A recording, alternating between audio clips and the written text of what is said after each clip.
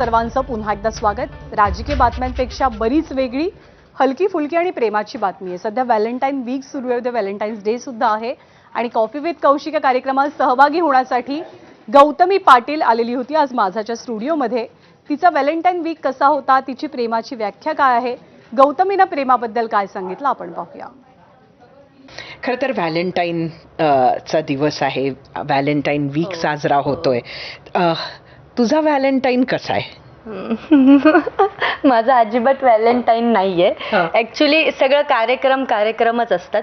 बरं, जेव्हा केव्हा असेल तेव्हा तो कसा असेल? कदाचित त्यावेळेस खूपच असणार. म्हणजे कसा असेल, काय कसा व्हॅलेंटाईन तुला आवडेल? आज नाहीये, आज नाहीये. कसा आवडेल?